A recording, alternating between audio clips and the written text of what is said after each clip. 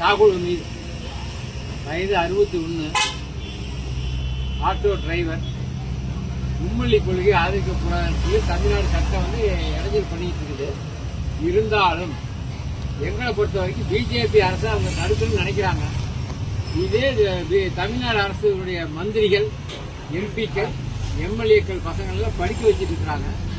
அவங்களாம் படிக்கலாம், எங்கள் ஏழை குழந்தைகள் படிக்கக்கூடாது அவங்க நினைக்கிறாங்க. மும்மொழி கொள்கையை ஆதரிக்கக்கூடாதுன்னு நினைக்கிறாங்க. ஆந்திரா, கர்நாடகா, கேரளா, ஒரு 7 ஸ்டேட்டை சொல்லிட்டு இருக்கிறாங்க. எல்லா எம்பிக்கள், எம்எல்ஏக்களை கூப்பிட்டு பேசுகிறேன்னு சொல்லியிருக்காங்க. இருந்தாலும் எங்களுக்கு அதில் உடன்பாடு இல்லை. இருந்தாலும் எங்களுக்கு மும்மொழி கொள்கை தேவை. மும்மொழி கொள்கை மட்டும் தேவையில்லை, எந்த மொழியாக இருந்தாலும் சரி படிக்கலாம். தமிழ், ஆங்கிலம், ஹிந்தி, தெலுங்கு, மலையாளம், மராத்தி கூட படிக்கலாம். அது அவங்கவுங்க சௌரியம். இதை தடுக்கிறதுக்கு யாருக்கும் எந்த வித உரிமையும் கிடையாது. இதை யாரும் கஷ்டப்படுத்தவும் கூடாது, இதனால யாரையும் அரஸ்ட் பண்ணவும் கூடாது.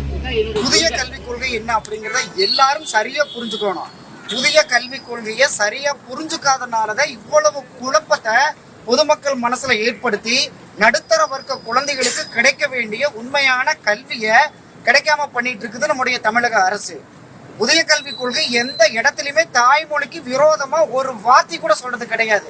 5ஆம் வகுப்பு வரைக்கும் இப்ப இருக்கக்கூடிய கல்விக் கொள்கை படி நம்முடைய தமிழ்நாடு அரசு வச்சிருக்கக்கூடிய கல்விக் கொள்கையின்படி 5ஆம் கிளாஸ் வரைக்கும் எந்த மொழியில வேணாலும் கத்துக்கலாம். இங்கிலீஷ் மீடியத்துல படிக்கக்கூடிய பையன் இங்கிலீஷ் மீடியத்துல படிப்பான்.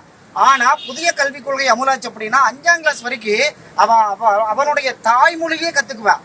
ஒரு குழந்தையினுடைய மொழித்திறனானது 4 வயசுல இருந்து 10 வயசுக்குள்ள அந்த மொழித்திறன் நல்லா அடித்தளமிடப்படுறதா நம்முடைய உளவியல் வல்லுநர்கள் சொல்றாங்க.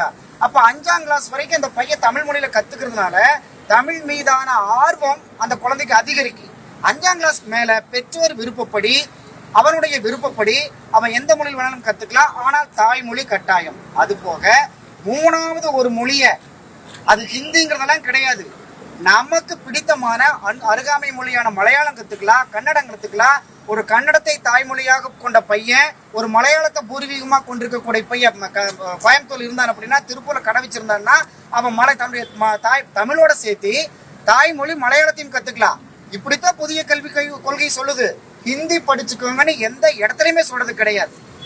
ஆனா ஹிந்தி படிச்சுக்கிறதுக்கு ஒரு வாய்ப்பா நம்முடைய மகாத்மா காந்தி 1918வது வருஷம் ஹிந்தி பிரச்சாரக் சபான்னு ஒரு சபாவை ஏற்படுத்தி தனிப்பட்ட முறையில ஹிந்தி பிரச்சாரம் பண்ணினாங்க. நம்ம தமிழை வளர்த்துறோம் சொல்லிட்டு நம்முடைய அரசாங்கம் இதுவரைக்கும் இருந்த அரசாங்கங்கள் எல்லாமே தமிழை வீட்டில இருந்து துரத்துனதை மிச்சம்.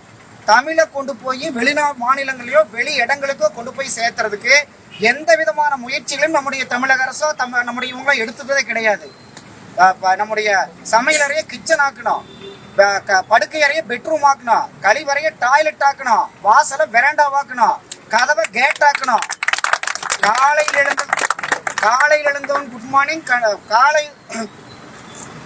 காலை எழுந்தவுடன் பெட் காப்பி, கண்டவர்க்கெல்லாம் குட் மார்னிங், பல்வழக்கு டூத் பேஸ்ட், பரவச குளியல் பாத்ரூமில், காலை உணவு பிரேக்ஃபாஸ்ட், கழிப்புடன் அளிப்பது பேண்ட் ஷர்ட், மதிய உணவுக்கு லெக் பீஸ், மனசுக்கு பிடித்தது லஞ்சு, உன்ன பிடிக்கிறது ஃபாஸ்ட் ஃபுட், உறங்கும் போது குட் நைட்டு.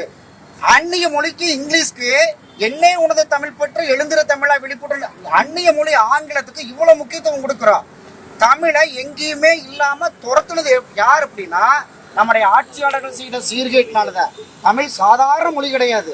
மாயோன் மேய மைவரை உலகமும் அன்னைக்கு ஒரு 5000 ஆண்டுகளுக்கு முன்பே தொல்காப்பியர் அந்த பாடலை எழுதினார். அப்படின்னா அந்த குறிஞ்சி, முல்லை, மருதம், மெய்தல், பாலின் 5 வகை நிலங்களா பிரிச்சு 5க்குமே இந்த முருகனையுமே இந்திரனையுமே வருணனையுமே நம்முடைய தெய்வங்களை தான் குறிஞ்சி அந்த நிலங்களுக்கு தெய்வமா வைக்கிறார் தொல்காப்பியர். அப்படின்னா தேசிய ஒருமைப்பாடு தொல்காப்பியத்திலேயே இருக்குது. இவங்களுக்கு ஒரே நோக்கம் என்னன்னா தமிழ் மொழி வளரணுங்கிறது தமிழ் மொழி மேல இருக்கக்கூடிய அக்கறையில கிடையாது. இன்னொரு மொழி கத்துட்டான் அப்படின்னா அவனுக்கு தேசிய ஒருமைப்பாடு வந்துரு. அவன் இங்க இருக்கிறவ ராமேஸ்வரத்துல இருக்கிறவ காசி நோக்கி கும்பிட போயிருவான்.